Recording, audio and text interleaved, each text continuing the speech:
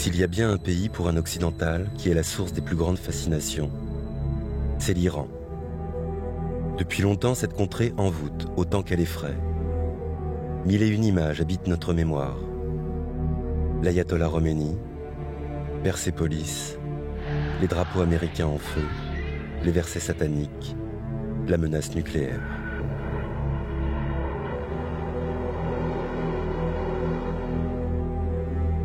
L'Iran fait pourtant tourner la tête des investisseurs du monde entier. Les premières réserves de gaz au monde, des sous-sols débordant de pétrole, des ressources encore sous-exploitées. Un marché de 80 millions d'Iraniens répartis dans les villes prestigieuses d'Isfahan, Shiraz, Mashhad et la capitale, Téhéran, un monstre de 10 millions d'habitants. L'Iran est un Eldorado, mais depuis 40 ans, c'est un pays fermé. Après 2 mois et demi d'attente, nous obtenons nos précieux visas, mais pour 9 jours seulement. Sur place, on nous fait comprendre très vite qu'aucun officiel n'acceptera de nous rencontrer, que finalement, notre caméra dérange, qu'il faut éviter de filmer. Pourtant, lors de notre arrivée à Téhéran, dans les rues, dans les taxis, à l'hôtel, nous avons été accueillis autrement. Bonjour. Bonjour, monsieur, vous allez bien? Ça va. Ça va. Et vous? Thank you very much. Bonjour. Bonjour. Merci. Salam. Beaucoup d'Iraniens voudraient que leur pays s'ouvre. Ils ont envie de renouer avec le monde. Et protégés par le maigre filtre des rideaux, certains nous ont fait des confidences. Ils nous ont raconté ce que cela veut dire pour eux de vivre sous la République islamique.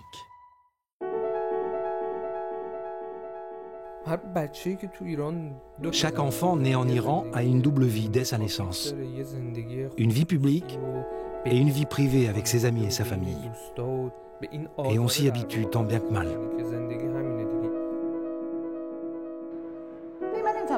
Je ne dirais pas que j'ai peur du régime. Qu'est-ce que ça veut dire? Que je connais le régime, que je connais ses lignes rouges et que je ne les dépasse pas.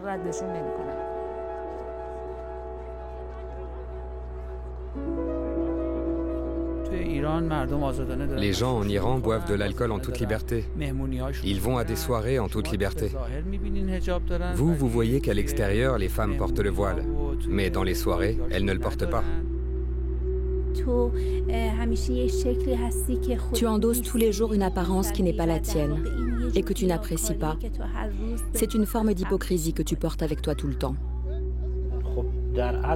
En fait, on n'interagit pas beaucoup avec la République islamique. On mène notre vie normalement. Mais l'ombre de la République islamique est toujours là.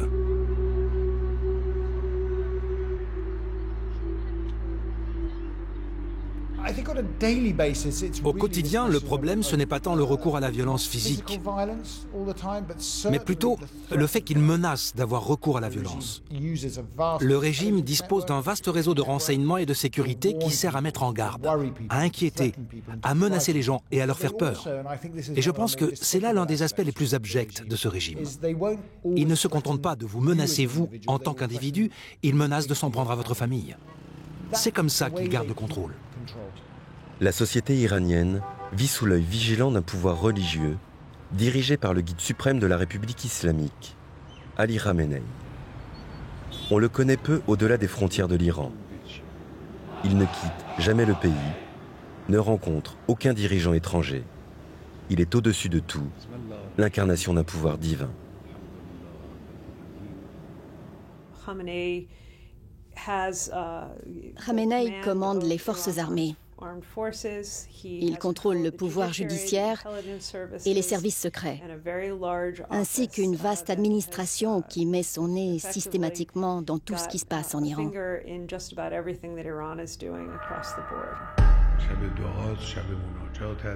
Le guide suprême a également sous ses ordres un puissant corps d'élite, composé de 120 000 hommes, les gardiens de la Révolution. Les gardiens de la Révolution sont sa branche armée, d'une certaine façon. Je dirais qu'ils forment une sorte de confrérie militaire. Ces hommes ont vu la guerre, donc ils n'ont pas peur de la guerre. Cela leur donne un avantage incomparable. S'il n'existait pas, la sécurité de l'Iran et son intégrité territoriale seraient en danger. Les gardiens de la Révolution ont construit autour de leur puissance une étonnante machine de propagande.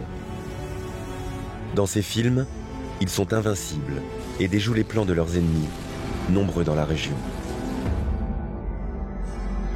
L'Iran est un pays cerné par les conflits et les zones instables. Et c'est un pays à part au Moyen-Orient. Les Iraniens sont perses, tandis qu'à l'ouest, tous leurs voisins sont arabes. Et ils pratiquent l'islam chiite, largement minoritaire par rapport à l'islam sunnite, dont se revendiquent 90% des musulmans.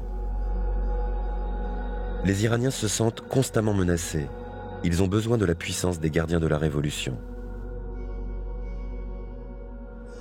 Mais ces hommes qui les protègent sont aussi ceux qui empêchent l'Iran de s'ouvrir au monde. Les gardiens de la Révolution ne sont pas une armée classique. Ils sont les gardiens d'une idéologie. Ils défendent l'héritage d'une révolution qui s'est faite contre l'ingérence étrangère, et en particulier contre l'impérialisme américain. Dans les années 50, l'Iran est le pilier de la politique américaine au Moyen-Orient. Washington mise alors sur son jeune roi, le Shah, Mohammad Reza Pahlavi. Les États-Unis lui vendaient absolument tout ce qu'il voulait en matière d'équipement militaire. Et en échange, il devait être notre agent à toutes fins utiles au Moyen-Orient. Il allait devenir notre protecteur. Nixon s'est assis en face du Shah lors de leur dernière rencontre et lui a dit « Protégez-moi ». C'était le président des États-Unis qui s'adressait au Shah d'Iran. En pleine guerre froide, le Shah et sa puissante armée sont un rempart à une possible invasion soviétique au Moyen-Orient. Grâce à l'argent du pétrole, le Shah est aussi un client précieux pour les industries occidentales. La France et les États-Unis l'aident à développer son premier programme nucléaire.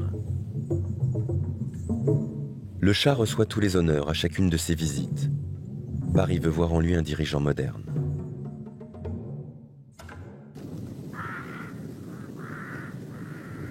Mais pour les Iraniens, le Shah est un despote.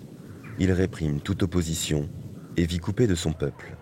Ses efforts pour moderniser le pays ne profitent qu'à un tout petit nombre. La colère monte.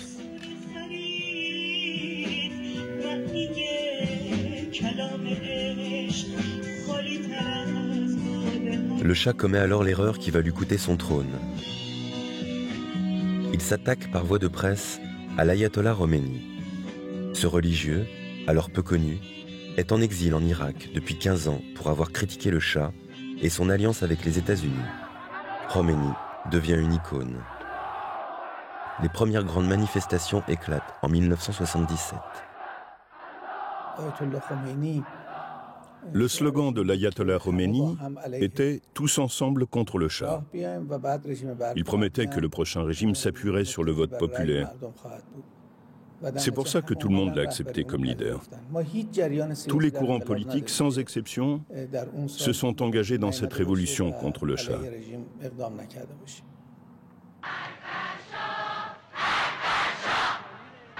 Communistes, nationalistes, religieux réclament le retour de Khomeini. L'ayatollah n'est plus en sécurité en Irak. Il s'installe en France, où les ressortissants iraniens peuvent séjourner sans visa. C'est à Neuf-le-Château, près de Paris, que Khomeini et ses proches dessinent les traits du nouveau régime iranien.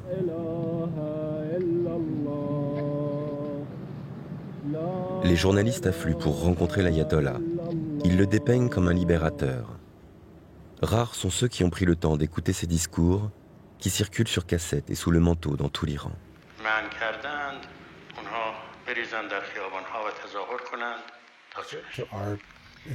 J'ai demandé à nos agents de renseignement, que disent-elles? Qu'y a-t-il dessus? Je n'ai jamais entendu une seule transcription. Pour une raison que j'ignore, personne n'a pensé que cela méritait notre attention. C'est un véritable échec en matière de renseignement. Depuis le début de l'année, malgré tout, Majesté, les émeutes, les manifestations ont été nombreuses. Avez-vous, à un moment ou à un autre, pensé qu'il allait falloir prendre un virage abrupt, éventuellement démissionner?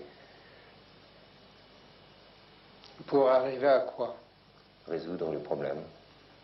Est-ce que ça résoudrait le problème?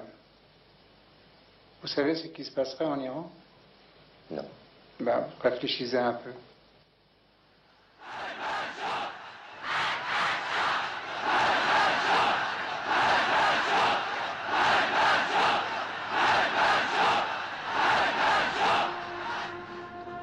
En janvier 1979, face à la pression de la rue, le Shah quitte l'Iran, pour toujours.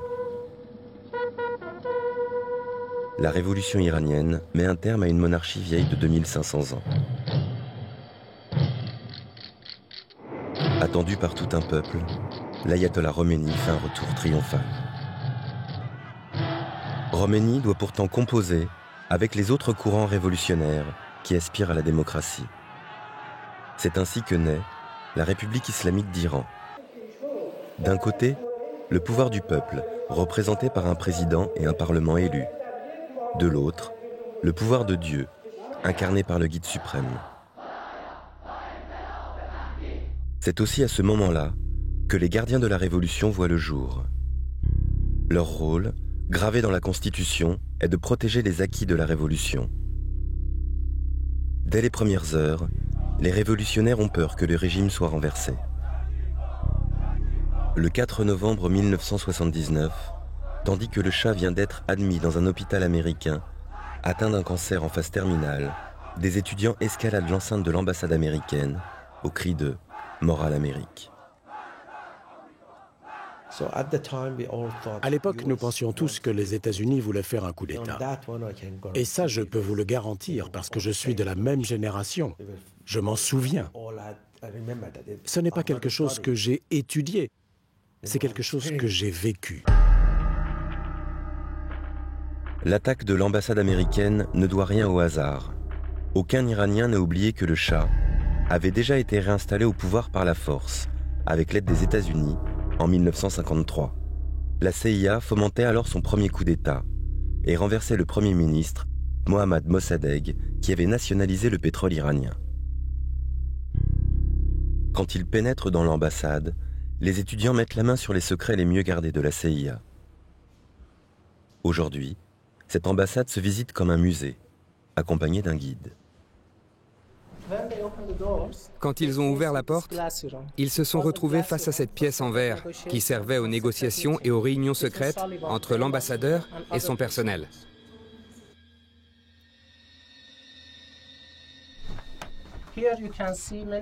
Ici, vous pouvez voir des téléscripteurs que les Américains utilisaient pour coder des lettres et des documents importants. Comme vous le voyez, ils avaient des ordinateurs avant Bill Gates. Là, c'est la salle des contrefaçons.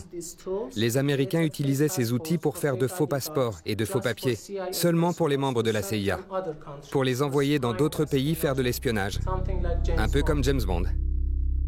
À l'intérieur de l'ambassade, les étudiants prennent en otage 52 ressortissants américains.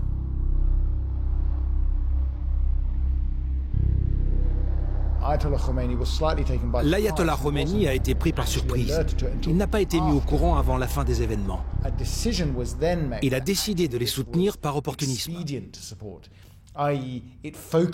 Ça détournait l'attention vers un ennemi extérieur, alors qu'il y avait beaucoup de divisions en interne. Ça a permis à l'aile islamiste de la révolution de consolider son pouvoir.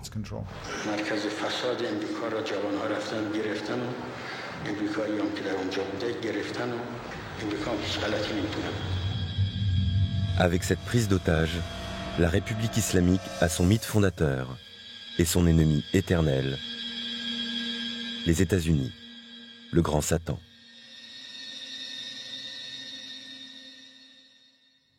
Donc toute possibilité de dialogue est écartée parce que chacun veut retrouver son identité et sa fierté. Alors on invente des embargos, des mesures de sanctions, mais c'est inopérant.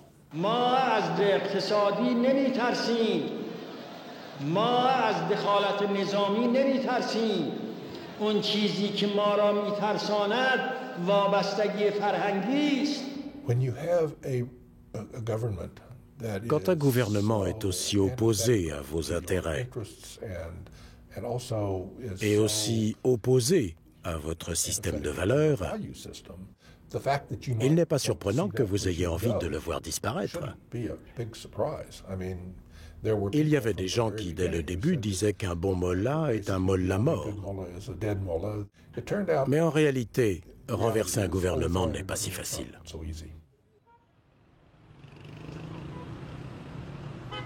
Le régime a tenu, accroché à son histoire, qu'il a fixée sur les murs.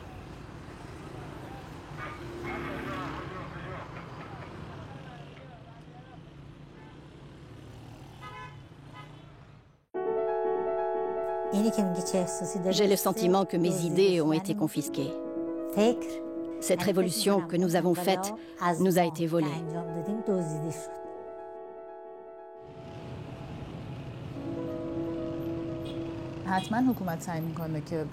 Le régime essaie sans cesse de nous ramener vers le passé. Quand on s'accroche autant au passé, c'est le signe qu'il n'y a plus rien à défendre aujourd'hui.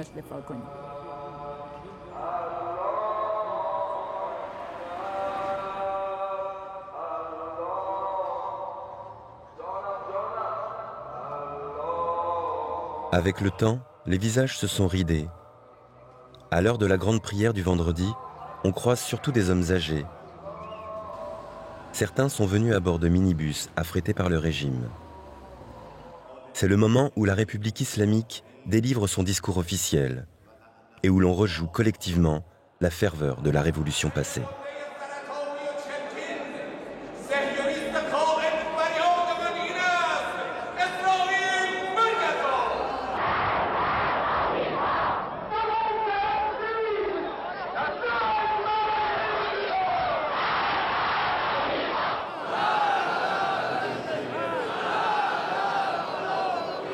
Cette révolution, 2 Iraniens sur 3 sont trop jeunes pour l'avoir connue.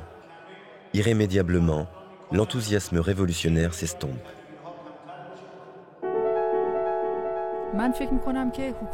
Je ne crois pas que notre État soit un État religieux. C'est un État qui profite de la religion pour asseoir son pouvoir. Être religieux, ou plutôt afficher sa religiosité, apporte beaucoup de choses. La religion est devenue un business en Iran aujourd'hui. Elle vous permet d'évoluer plus rapidement dans votre carrière, de gagner de l'argent, de prendre un crédit. La religion peut aussi vous permettre de changer de classe sociale.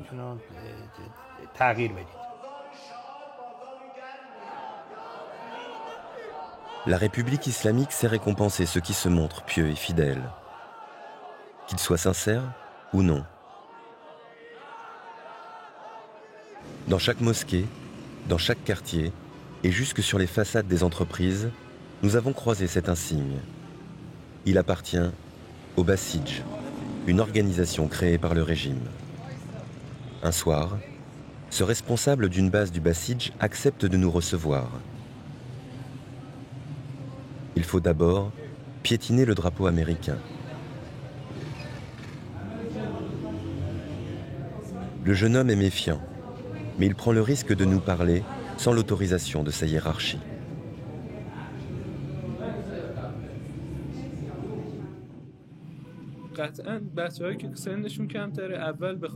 Les plus jeunes viennent nous rejoindre pour le côté attractif, pour jouer au ping-pong par exemple. Et quand ils grandissent, quand ils ont mon âge, ils veillent sur les adolescents pour qu'ils ne traînent pas trop dans la rue, qu'ils n'aient pas de mauvaise fréquentation. Ici, c'est un environnement sain. Petit à petit, ces jeunes vont évoluer. Ils vont progresser dans l'encadrement. Et plus tard, ils pourront accéder à des postes militaires, chez les gardiens de la Révolution ou dans l'armée. Mais aussi devenir membres de conseils municipaux ou travailler dans l'éducation. Ils auront le choix de faire ce qui leur plaît. Leur expérience avec le Basij leur servira de base pour réussir dans la vie. En réalité, le Basij aujourd'hui, et depuis une quinzaine d'années, est le seul véritable parti politique du pays. C'est un réseau de jeunes individus qui appartiennent à une institution religieuse liée au guide suprême et placée sous le contrôle des gardiens de la Révolution. Et ils se sont révélés très efficaces pour maintenir le contrôle. Noyés dans la foule, les membres du Basij cooptent, surveillent ou répriment, selon les besoins du régime. Le Basij s'efforce aussi de transmettre aux nouvelles générations le récit des premières années du régime. Ces années tragiques durant lesquelles l'Iran s'est retrouvé seul contre le reste du monde.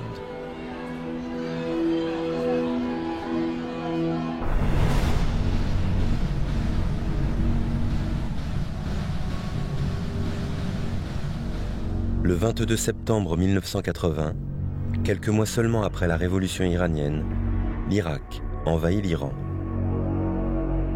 Saddam Hussein, le président irakien, espère mettre la main sur le pétrole iranien. Et il sait que personne ne l'en empêchera. L'Iran n'a jamais été accepté dans la région. C'est un pays qui faisait peur, c'est un pays qui a toujours fait peur à ses voisins, mais bien au-delà de ses voisins. Et puis l'Iran islamique n'avait en fait fait que reprendre les ambitions de l'Iran impérial. Je veux dire, l'Iran impérial faisait autant peur que l'Iran islamique, mais il y avait une dose religieuse en plus qui affolait les voisins. Khomeini a immédiatement déclaré que sa révolution ne se limitait pas à l'Iran.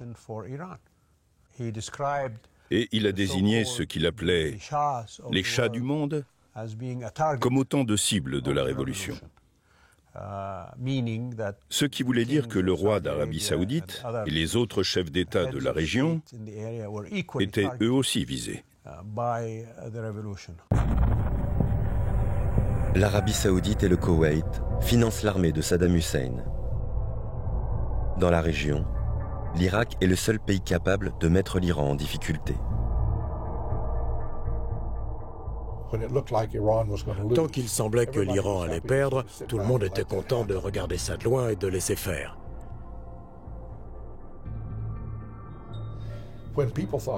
Mais quand il est devenu envisageable que l'Iran renverse la situation et remporte cette guerre, tout le monde est devenu très nerveux.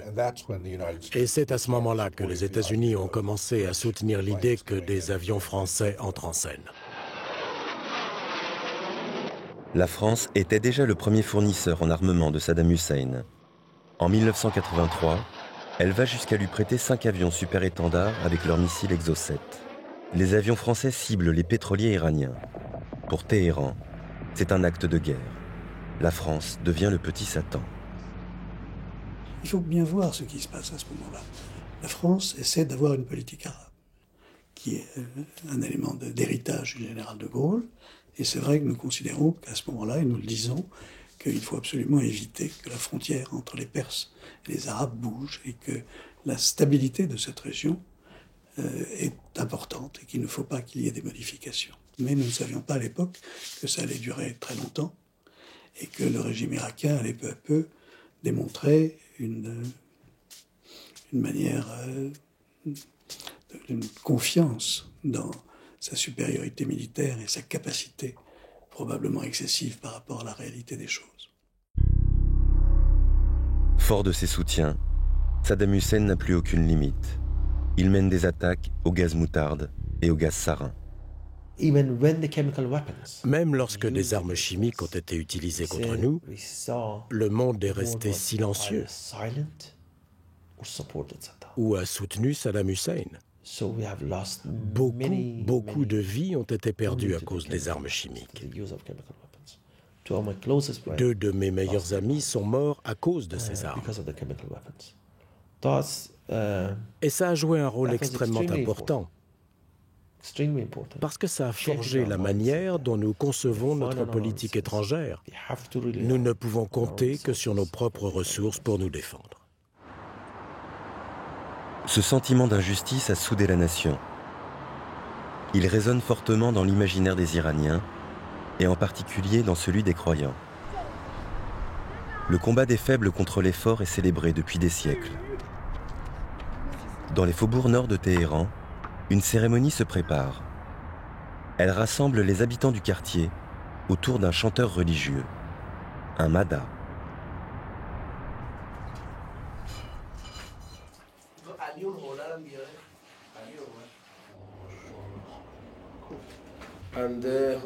Je m'appelle Hossein Mohammadi Fam. Je suis passionné de Madaï, des chants religieux, depuis mon adolescence.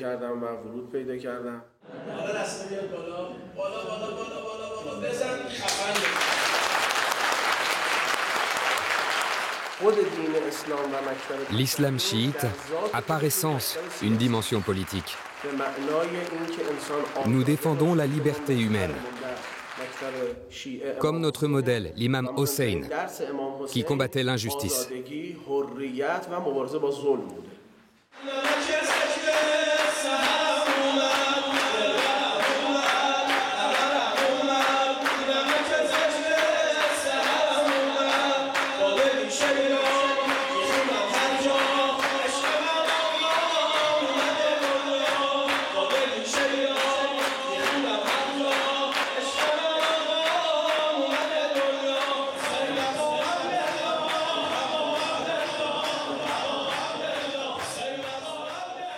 Les croyants martèlent le nom d'Hossein, l'un des 12 imams du chiisme, un martyr. En 680, Hossein s'est lancé dans une bataille perdue d'avance contre le calife sunnite, dont l'armée est incontestablement plus puissante que la sienne. Il meurt décapité. Depuis, les chiites pleurent son sacrifice.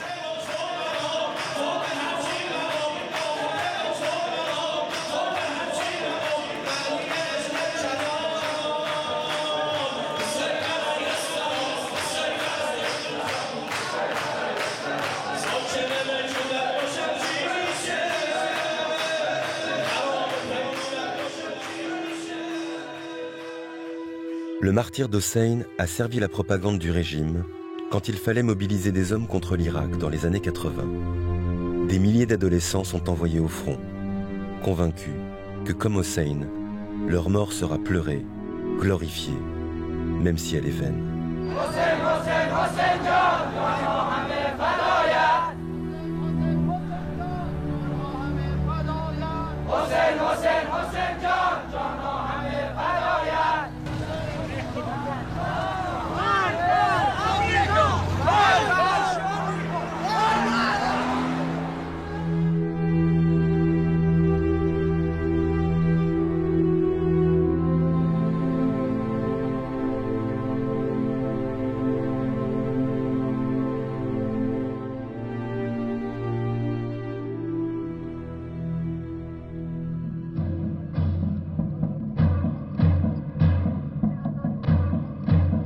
Le régime n'a pas peur des mises en scène.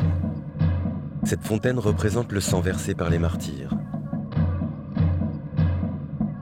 Elle trône au cœur du cimetière Besht Zahra, à Téhéran. Depuis 40 ans, les familles s'y retrouvent chaque week-end, entre célébration et recueillement, pour partager un repas avec un proche disparu au combat. Compter un martyr dans sa famille est une fierté.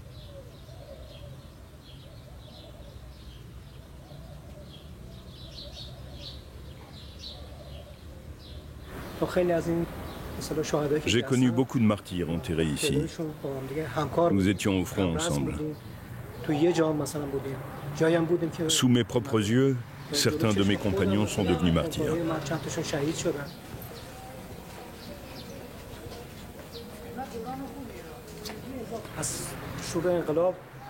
Je suis officiellement membre des gardiens de la Révolution. Depuis la Révolution, notre pays a toujours été regardé avec convoitise.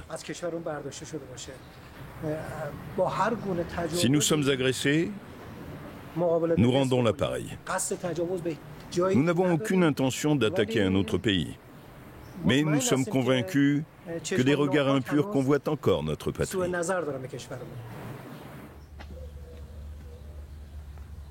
C'est le discours officiel des gardiens de la Révolution, se tenir sur la défensive.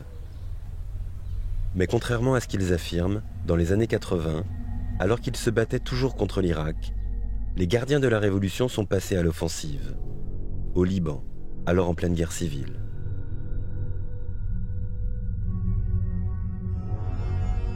Le 23 octobre 1983, le contingent des Marines à Beyrouth est visé par un attentat, 241 morts.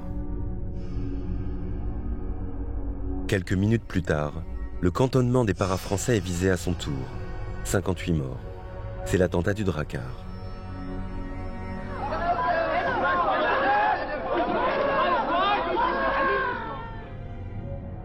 L'attaque n'est pas revendiquée, mais pour les Américains et les Français, il n'y a pas de doute. We're not going to let a bunch of insidious terrorists, cowards, shape the foreign policy of the United States. Après les attentats de Beyrouth, les troupes françaises et américaines quittent le Liban.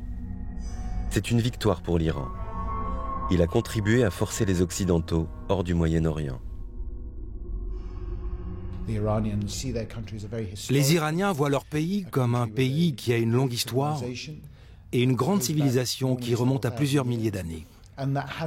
Et comme un pays qui a un rôle à jouer dans la région. Quand ils regardent la présence occidentale au Moyen-Orient, ils se placent dans une perspective à très long terme. Pour eux, les Occidentaux sont de nouveaux venus qui ne seront pas là pour longtemps.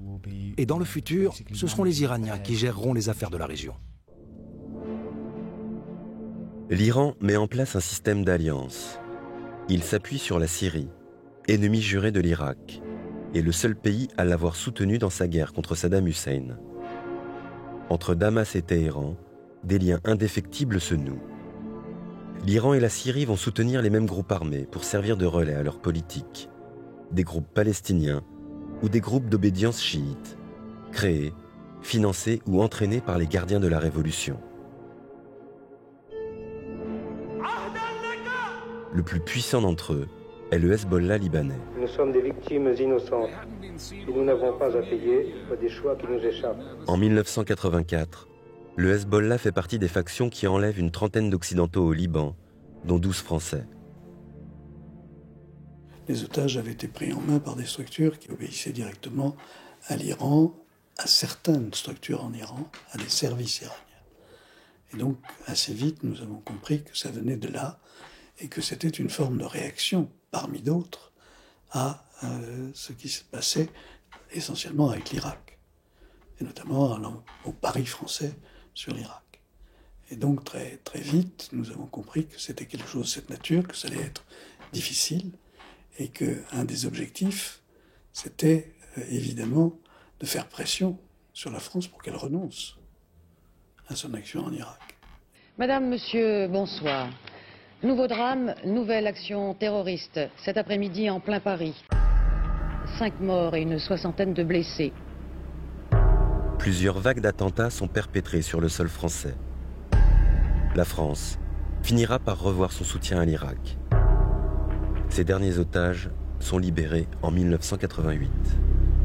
Pendant cette période, nous n'étions pas en guerre contre l'Iran, nous n'étions pas partie prenante exclusive du conflit, même si nous vendions des armes, nous sommes des marchands de canons.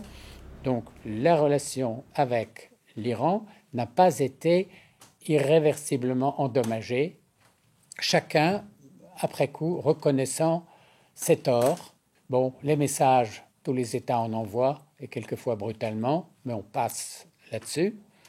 Et une fois la guerre terminée, quand l'Iran a réglé unilatéralement son problème avec son agresseur irakien, on a tourné la page.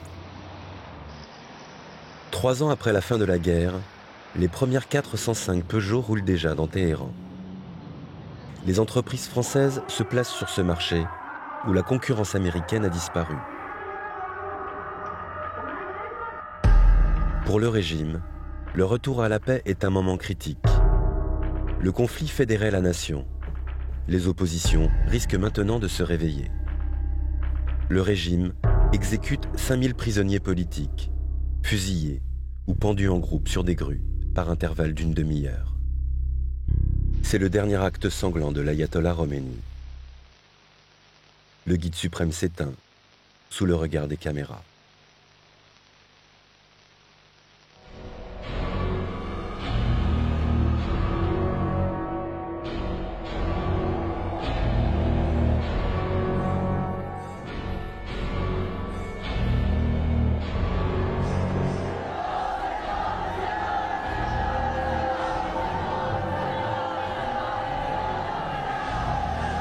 Avec la disparition de l'ayatollah Khomeini, la période révolutionnaire se referme. Aux yeux des Occidentaux, Khomeini restera la figure de l'Iran fanatique et autoritaire.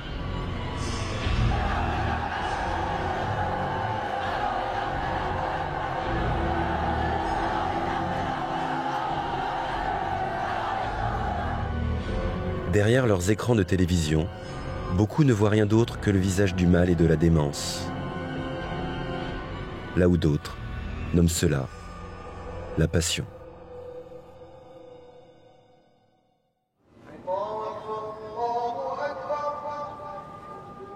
C'est un tout autre visage qui s'offre à nous lorsque l'on découvre Qom. Capitale du chiisme en Iran, Qom est une ville étudiante. C'est ici que la République islamique fabrique ses mollahs. Ces étudiants intégreront les rangs de l'administration. Ils deviendront fonctionnaires, juges, députés. D'autres se consacreront entièrement à la religion. Mais tous devront suivre un long et difficile apprentissage. Dans l'islam chiite, il ne suffit pas de connaître les textes sacrés. Il faut apprendre à leur donner du sens, à révéler leur sens caché. Ceux qui maîtrisent le mieux cet art de l'interprétation deviennent ayatollahs ou marjas, les rangs les plus élevés du clergé. Ils sont des références et des modèles pour tous les croyants. Alevi Bouroudjerdi est l'un des 60 ayatollahs qui enseignent à Qom. Dans le chiisme, la porte est ouverte à l'interprétation, ce qui n'est pas le cas dans le sunnisme. Chez les sunnites, il y a en général un responsable religieux qui décide, et tout le monde doit suivre son jugement. Chez nous, depuis toujours, les ayatollahs et les marjas rendent leur jugement en fonction du contexte. Nous réactualisons en permanence notre interprétation des textes. Cela entraîne une grande diversité, et c'est sur cette diversité qu'est bâtie notre croyance. Il y a parfois des divergences parmi les hauts responsables. Mais la population est libre de son choix, libre de choisir l'ayatollah ou le marja qui sera sa référence. Il y a dans le chiisme de quoi permettre au régime iranien d'évoluer vers plus d'ouverture et de tolérance. Mais lorsqu'il a créé ce régime, l'ayatollah Khomeini n'a puisé dans cet islam que ce qui correspondait à sa propre vision politique. Aucun responsable religieux n'osera le dire publiquement, mais ils sont nombreux à récuser l'idée même d'une république islamique avec à sa tête un guide suprême.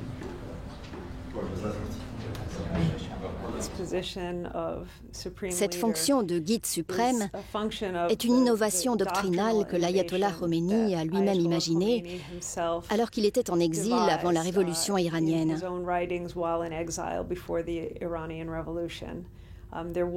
Historiquement, cette fusion entre un pouvoir politique et un pouvoir religieux ne repose sur aucune tradition. C'est quelque chose que beaucoup de religieux, y compris des religieux influents, ont rejeté au moment de la révolution iranienne. Khomeini, comme son successeur, l'actuel guide suprême, ont su faire taire cette opposition. Mais ils n'ont pas pu empêcher que le pluralisme, propre au chiisme, ressurgisse dans le jeu politique. Un mollah a proposé une autre vision de ce que peut être une république islamique. Aujourd'hui, il n'a plus le droit d'apparaître en public. Les médias iraniens ne peuvent pas même prononcer son nom. Mohammad Ratami, un réformateur. En 1997, il est élu président de la République avec 70% des voix. Personne ne s'y attendait. Sous Khatami, ce qui change, c'est que pour la première fois, on sent la pesanteur du système diminuer.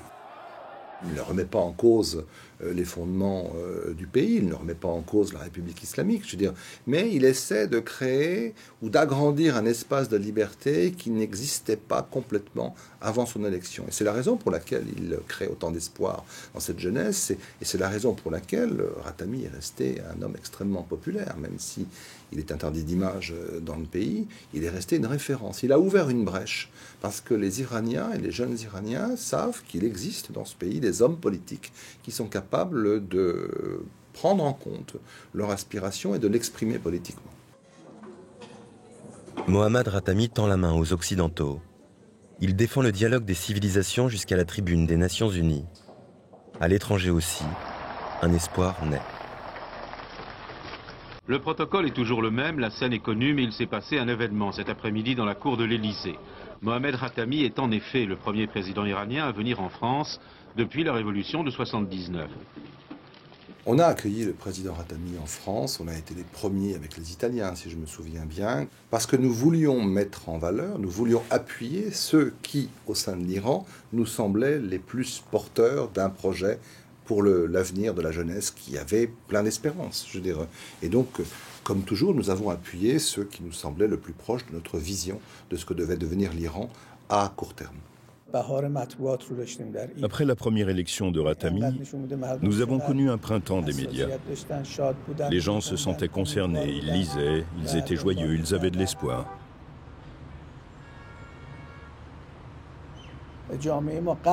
Quelque chose a changé dans notre société après l'élection de Khatami et personne n'a pu l'empêcher.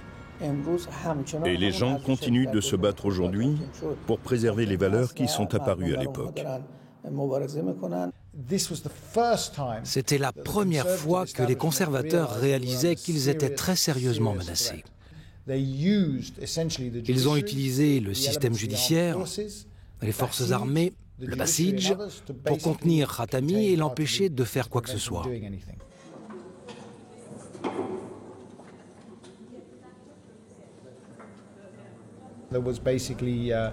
Et il y a eu une tentative d'assassinat contre l'un des principaux stratèges du camp réformateur, Saïd Hajjarian. Ils ne sont pas parvenus à le tuer, alors qu'ils lui ont tiré dessus à bout portant. Mais il est resté tétraplégique. Et beaucoup de gens disent que c'est une très bonne métaphore de ce qui s'est passé avec le mouvement réformateur. Ils n'ont jamais réussi à le tuer, mais ils l'ont lourdement handicapé. Khatami est bloqué dans ses réformes.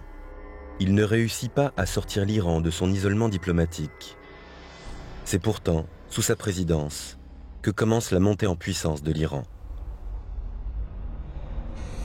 Au moment où les États-Unis chancellent.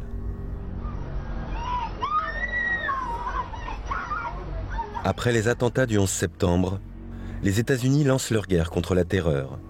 Sans le vouloir, ils vont libérer la puissance de l'Iran en éliminant ses pires ennemis. La première cible de Washington est le régime des talibans en Afghanistan, qui héberge Oussama Ben Laden. Ces extrémistes vouent une haine féroce aux chiites et sont depuis longtemps une menace pour l'Iran. Sur son flanc est, Téhéran fournit des renseignements à l'armée américaine. Pour la première fois, une coopération s'engage entre l'Iran et les États-Unis. Mais cette entente se brise lorsque George W. Bush prononce ce discours sur les armes de destruction massive. Iran aggressively pursues these weapons and exports terror, while an unelected few repress the Iranian people's hope for freedom. States like these and their terrorist allies constitute an axis of evil. Avec l'Iran, l'Irak et la Corée du Nord sont aussi placés dans l'axe du mal. L'Irak est le premier visé. Une aubaine pour l'Iran. Les États-Unis vont le débarrasser d'un autre ennemi, sur son flanc ouest cette fois, Saddam Hussein. Mais Téhéran reste dans la ligne de mire.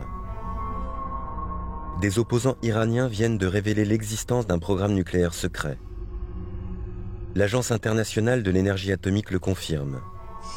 C'est le début de la crise du nucléaire iranien. En France, les diplomates se mobilisent et rallient le Royaume-Uni et l'Allemagne. Nous voulions démontrer que nous pouvions arriver à une solution sur les armes de destruction massive par la négociation et non pas par la force comme ça avait été le cas en Irak. L'exemple iranien devait être le contre-exemple irakien. Il y a l'idée que si les Iraniens ont la bombe, d'autres pays de la région, qui est déjà une région éruptive, je pense à la Turquie, je pense à l'Arabie Saoudite, je pense à l'Égypte, je pense à d'autres, vont aussi chercher à avoir la bombe. Donc dans cette région, qui est déjà une région, sans mauvais jeu de mots, explosive, si en plus vous ajoutez l'arme nucléaire, vous voyez ce que ça peut donner. La France a été un acteur clé dans cette première phase de la crise nucléaire iranienne, à un moment où les États-Unis n'étaient pas prêts à discuter directement avec Téhéran. Je pense que ce dialogue était vital, et il l'a été notamment parce qu'il a permis de faire évoluer la réflexion des Iraniens, sachant que pendant ces premières années, les négociations étaient conduites par Hassan Rouhani lui-même.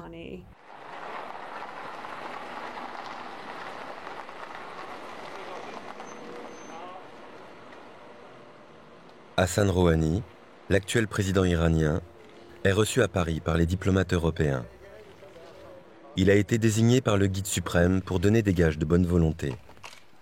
Téhéran suspend ses activités d'enrichissement d'uranium.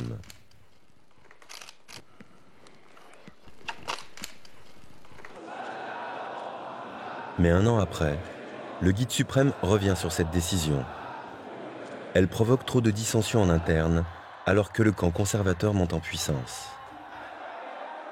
En 2005, les gardiens de la révolution entrent en politique. Mahmoud Ahmadinejad est élu président de la République. Il est l'un des leurs. Une entaille aux principes fixés par le fondateur du régime. Khomeini avait interdit aux gardiens de la révolution de s'immiscer en politique. Au pouvoir, il développe une logique de confrontation permanente avec l'extérieur. Plus l'Iran provoque, agresse, plus il gagnera en puissance. Cette formule, Mahmoud Ahmadinejad va l'appliquer avec obstination, en commençant par l'Irak.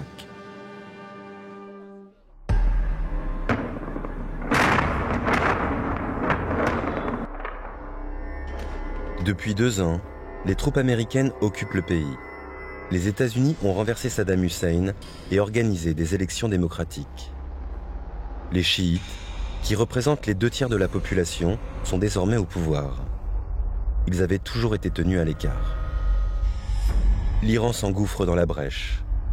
Un homme est en charge des opérations, Qassem Soleimani, le commandant des forces spéciales des gardiens de la Révolution. Il deviendra l'un des hommes les plus puissants du Moyen-Orient, héros des films de propagande. Mais pour l'heure, c'est dans l'ombre qu'il s'infiltre en Irak. Sous couvert de fondations religieuses, ces hommes tissent leur réseau avec des groupes armés.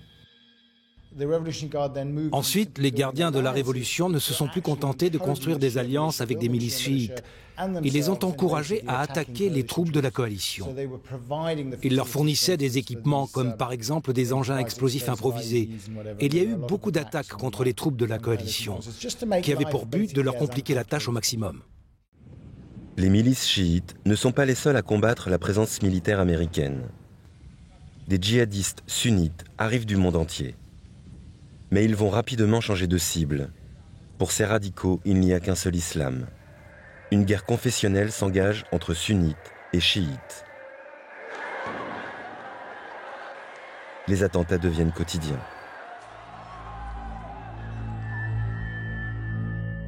L'Irak glisse progressivement sous l'influence de l'Iran.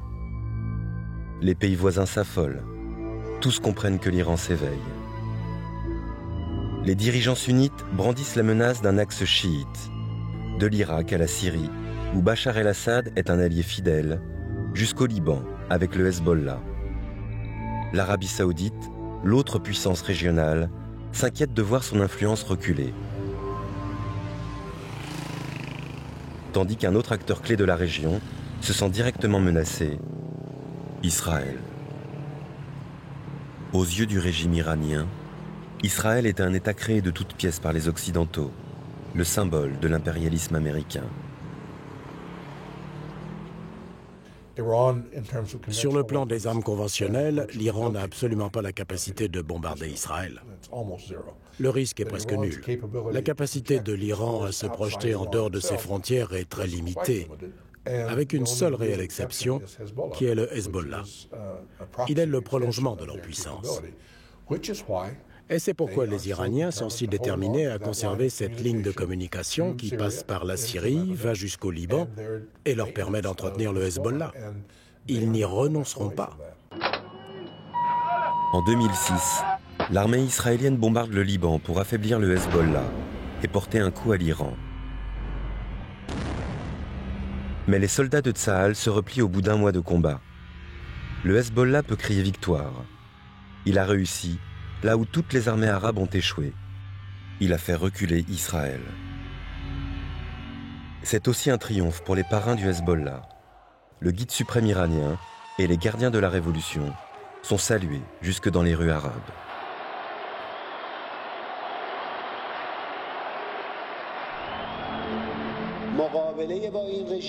Mahmoud Ahmadinejad est au pouvoir depuis à peine plus d'un an, mais il a déjà réussi à mobiliser l'ensemble de la communauté internationale contre lui. Israël, les voisins sunnites de l'Iran et dès 2006, les plus grandes puissances mondiales. Les États-Unis, la Chine, la Russie s'engagent dans les discussions sur le nucléaire et rejoignent la France, le Royaume-Uni et l'Allemagne. Mais Mahmoud Ahmadinejad refuse tout dialogue. Il défend le droit de l'Iran au nucléaire civil et en fait une cause nationale. On a toujours été quasiment convaincus que l'Iran recherchait l'arme nucléaire. Nous n'avions pas une preuve définitive de ce que c'était l'objectif final, mais il y avait un faisceau de soupçons qui nous amenait toujours aux mêmes conclusions. Les Nations Unies adoptent des sanctions économiques contre l'Iran. La situation est gelée jusqu'aux élections présidentielles iraniennes de 2009. Mahmoud Ahmadinejad est le candidat du système. Il n'a aucun doute sur sa réélection. Ceux qui considèrent que la République islamique est une dictature fermée se trompent. Et ils ne peuvent pas comprendre ou prévoir ce qui se passe en Iran. J'ai toujours dit que notre régime était à moitié ouvert, à moitié fermé, moitié démocratique, moitié despotique. Mostafa Tajzadeh fait campagne, comme tous les piliers du mouvement réformateur, pour soutenir Mir Hossein Mousavi. Cet ancien Premier ministre s'était tenu à l'écart de la vie politique pendant 20 ans. De nombreux Iraniens vont projeter sur lui leur désir de changement. On sentit qu'il y a un mouvement dans la société, il y a quelque chose, il y a une énergie qui est en train de sortir. J'étais actif dans plusieurs élections avant.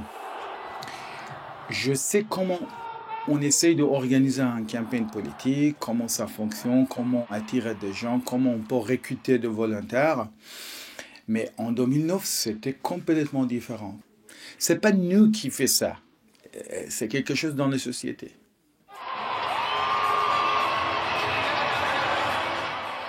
Le jour du vote, 85% des électeurs se rendent aux urnes. Le lendemain, les autorités annoncent la victoire de Mahmoud Ahmadinejad avec plus de 60% des voix.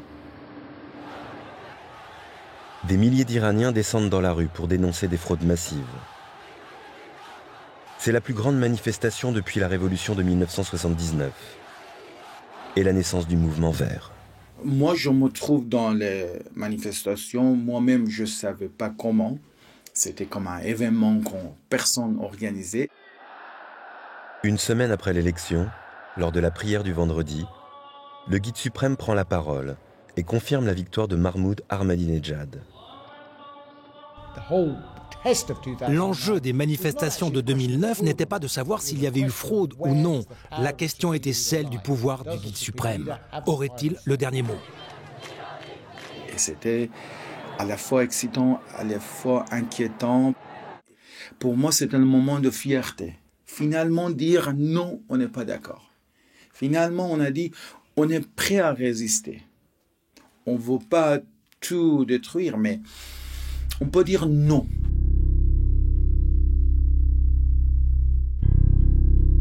Tous les Iraniens le savent. Défier le guide, c'est défier Dieu.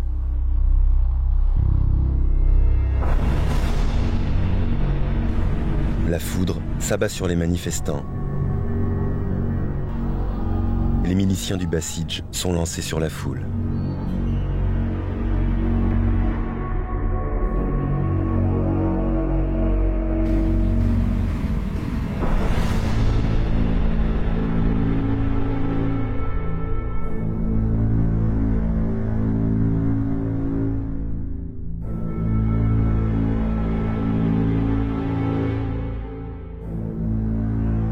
On compte déjà plusieurs dizaines de morts depuis le début des manifestations.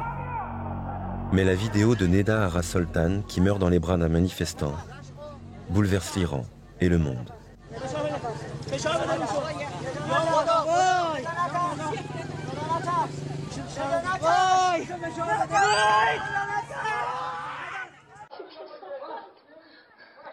Le mouvement vert est écrasé par la répression, par les nombreuses arrestations.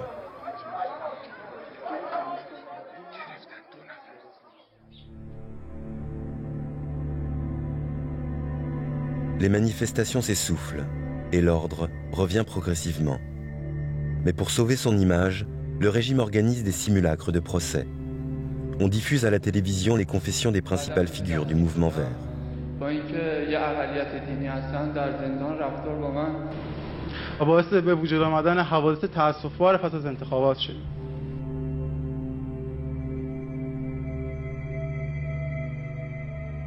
Mostafa Tajzadeh a refusé de se confesser. Il va passer près de 7 ans en prison. Quand nous le rencontrons, il est libre depuis quelques mois. Personnellement, je n'ai jamais pensé qu'il y aurait des changements à court terme. C'est pourquoi j'ai facilement accepté la prison. Je pensais qu'il valait mieux rester là quelque temps. Mais les changements que j'espérais à long terme se sont produits. Cette foule de plusieurs millions de personnes qui est descendue dans la rue a fait prendre conscience au guide suprême et au pouvoir que quand les gens votent, ils veulent que leur vote soit respecté. Ça a eu des effets positifs sur les élections.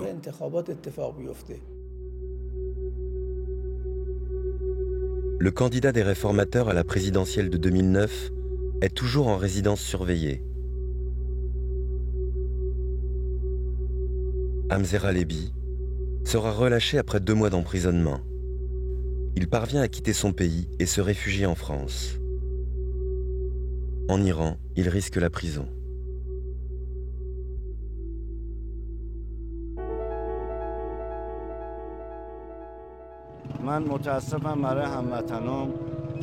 Je suis navré pour mes compatriotes qui doivent quitter le pays.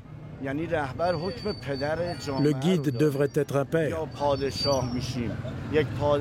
Quand ce père ne s'occupe pas de nous, ses enfants, à qui devons-nous confier nos peines?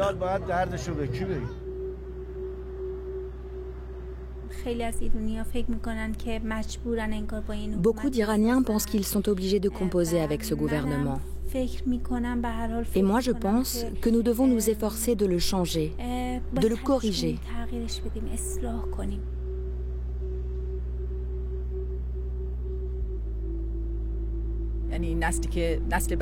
Ces enfants, cette génération qui va construire l'avenir de l'Iran, n'acceptera pas les contraintes que moi j'ai dû accepter quand j'étais au lycée. Et c'est le résultat de ce mouvement. Donc, il ne faut pas regarder seulement ce qui se passe en surface et attendre des changements révolutionnaires et rapides.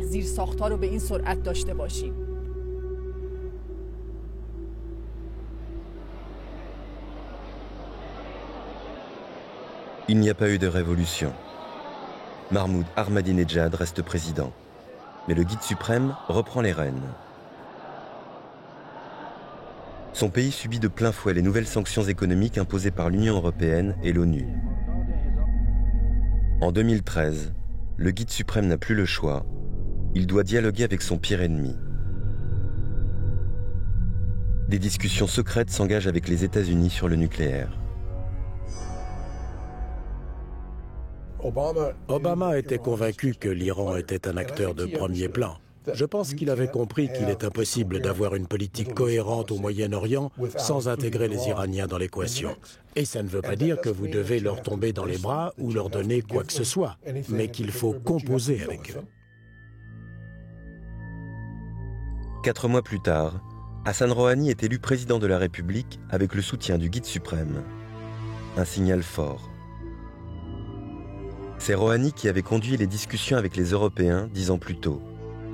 Les négociations peuvent désormais se tenir au grand jour. Un premier accord est posé sur la table, mais la France oppose un refus net. Nous souhaitions avoir un accord avec les Iraniens, mais pas à n'importe quel prix, pas un mauvais accord. Si on signait un accord dans ces conditions-là, les voisins auraient évidemment pris conscience que cet accord, passez-moi la vulgarité de l'expression, était bidon, c'est-à-dire qu'il ne garantissait rien du tout. Alors, à un moment, il y a eu une petite tension, comme on dit dans le vocabulaire diplomatique. J'enlève le mot « petite ». L'accord sur le nucléaire est signé le 14 juillet 2015. L'Iran renonce à la bombe, mais gagne le droit, sous la haute surveillance de l'Agence internationale de l'énergie atomique, de développer le nucléaire civil. Les sanctions seront levées progressivement. Elles pourront être réactivées pendant les 15 années qui suivent, si l'Iran ne respecte pas les termes de l'accord. L'espoir est qu'entre-temps, entre le 14 juillet 2015 et puis 15 ans après, la situation générale d'une part, la situation en Iran d'autre part, ait suffisamment évolué pour que ce qui était un risque au moment où nous avons commencé la négociation, le soit beaucoup moins après. Nous parions à terme que la position fondamentale de l'Iran aura changé, que le pays lui-même aura évolué, qu'il sera réintégré complètement dans la communauté internationale et qu'à ce titre, un pays comme celui-ci, aussi grand, aussi important, doit avoir un rôle constructif dans sa région et dans le monde. À ce jour, Téhéran s'est conformé à tous ses engagements. Hassan Rouhani a tenu le défi de son premier mandat. Il sort peu à peu l'Iran de l'isolement. C'est vrai que son élection est considérée comme une élection d'ouverture par rapport à d'autres candidats. Il est perçu comme un réformateur. Mais évidemment, ces concepts sont un peu différents des concepts occidentaux.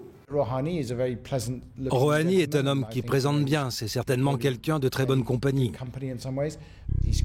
Il est beaucoup plus modéré que d'autres, mais il a un lourd passé. Hassan Rouhani est présent dès les premières heures de la Révolution. On le voit ici aux côtés de l'Ayatollah Khomeini, en France, à Neuf-le-Château.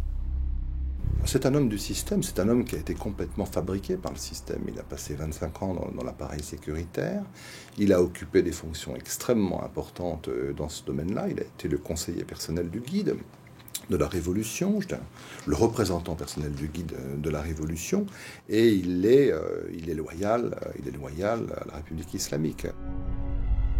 Hassan Rouhani est réélu triomphalement en mai 2017. Pour son second mandat, il est face à un dilemme. L'économie iranienne est exsangue. À terme, cela pourrait menacer le régime. S'il veut redresser la situation, Hassan Rouhani va devoir s'en prendre aux alliés du Guide suprême, les gardiens de la Révolution. On estime qu'actuellement, environ 40% de l'économie est entre les mains des gardiens de la Révolution. Le problème, évidemment, c'est que tout ça est très très opaque. Personne ne sait où ils ont placé leurs intérêts, parce qu'ils le cachent. Mais, par exemple, disons que les gardiens de la Révolution se voient confier un contrat pour construire un pipeline. Ils n'ont aucune expérience dans ce domaine. Donc ils doivent sous-traiter auprès d'une compagnie qui le fera pour eux. Évidemment, ils prennent un pourcentage. Ils ajoutent 10, 20 ou 30% au coût total du projet, ce qui finalement fait grimper les coûts dans tous les secteurs en Iran. Ils ont des permissions que d'autres n'ont pas. Donc c'est ça le gros problème de l'Iran aujourd'hui. Il va falloir casser ce système de caste. En réalité. Les gardiens de la Révolution sont toujours visés par des sanctions américaines. Des sanctions que Donald Trump a renforcées. Le président américain a renoué avec une politique de confrontation avec l'Iran. Est-ce que ces sanctions sont imposables à l'Iran? Oui, dans un cadre bilatéral, l'Amérique et l'Iran. Est-ce que nous sommes obligés d'exécuter des sanctions prises par le Congrès américain pour des choses qui n'ont rien à voir avec nous, comme la prise d'otages dans l'ambassade américaine? Non. Mais, comme une transaction se fait avec des dollars, il faut toujours pouvoir tracer l'origine des dollars. Donc, comme on ne sait pas jusqu'où les Américains vont aller tracer l'origine des fonds, on est obligé de faire extrêmement attention. Le pétrolier Total ouvre une brèche avec le soutien du gouvernement français. En juillet 2017, Total signe un contrat gigantesque pour l'exploitation du plus grand gisement de gaz naturel au monde. Pour échapper aux sanctions imposées par les États-Unis, Total a dû s'assurer que tout au long de la chaîne, aucun gardien de la révolution ne joue les intermédiaires. Notre économie est en partie entre leurs mains. Mais plus notre économie se développe, moins ils jouent de rôle, grâce aux investissements étrangers en Iran et à la consolidation du secteur privé. Ils veulent imposer un système militaire en Iran. Nous y sommes opposés et heureusement jusque-là ils n'ont pas réussi. Sinon vous ne seriez pas là, et moi non plus. Mais tant que l'Iran se sent menacé, les gardiens de la révolution ont de beaux jours devant eux. Partout où la sécurité du pays est en jeu, on voit apparaître la silhouette de Qassem Soleimani, le chef des forces spéciales des gardiens de la révolution. Qassem Soleimani est un personnage fascinant. Il est devenu une sorte d'icône pop, en particulier avec les conflits en Syrie et en Irak, où on le voit apparaître sur le champ de bataille et poser sur de nombreux selfies. Je pense que la raison pour laquelle on voit autant Qassem Soleimani est qu'il doit être clair que l'Iran est en première ligne contre ceux qui voudraient détruire les chiites et détruire les Perses. Le 7 juin 2017, l'État islamique commet un double attentat à Téhéran, visant le Parlement et le mausolée de l'Ayatollah Khomeini. On dénombre 17 morts et une cinquantaine de blessés. Jusqu'ici, les gardiens de la révolution avaient su empêcher ces attaques. En Irak, Qassem Soleimani et ses hommes ont jeté leurs forces dans la guerre contre l'État islamique. Ils font de l'Iran un acteur incontournable, même aux yeux de ses pires ennemis. Ils sont très actifs dans ce combat. Et leur rôle est très important pour remporter la bataille contre l'État islamique. Nous ne leur parlons pas directement. Nous discutons avec le gouvernement irakien, qui consulte les Iraniens à chaque étape. Qassem Soleimani et sa force spéciale sont aussi à l'œuvre en Syrie. Sur les ruines d'Alep, Qassem Soleimani contemple sa victoire aux côtés d'un général russe. L'entrée en guerre de la Russie dans les airs a fait basculer les combats en faveur de Bachar el-Assad. Mais au sol, Qassem Soleimani et les gardiens de la révolution ont joué un rôle clé. Ils ont encadré l'armée syrienne, mobilisé leurs alliés du Hezbollah et créé des milices en recrutant dans les communautés chiites les plus pauvres. Tant qu'elle a ce pays, ce no man's land, en état de décrépitude, de destruction, n'importe quoi, l'Iran se dit « je protège ma zone exclusive à l'intérieur de laquelle je suis le maître chez moi et où les Américains n'ont pas leur mot à dire et c'est mon espace vital car je peux continuer de vivre et ma souveraineté peut s'exercer dans ce marché élargi. » Si on ouvre ce marché, à ce moment-là, l'Iran retourne tout d'un coup comme s'il rétrécissait à l'intérieur de ses frontières. Dans les allées du cimetière Besht Zahra, les martyrs de Syrie ont rejoint les morts des guerres passées et les martyrs de la Révolution. Tombés pour la République islamique, pour un régime qui ne cessera jamais de craindre pour sa survie, pour un pays où la peur de la menace extérieure se conjugue aujourd'hui avec un immense désir d'ouverture. Historiquement, nous avons toujours été un pont entre l'Est et l'Ouest. Et tout à coup, nous avons disparu du monde. Quand les portes seront ouvertes, il y aura beaucoup d'échanges avec les touristes. Nous avons une culture très riche et peu d'occasions de la montrer.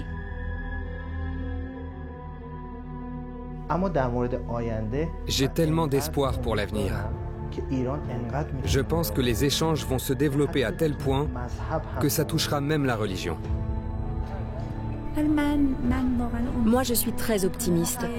Il y a plein de choses à faire. Cette société a le pouvoir de se renouveler.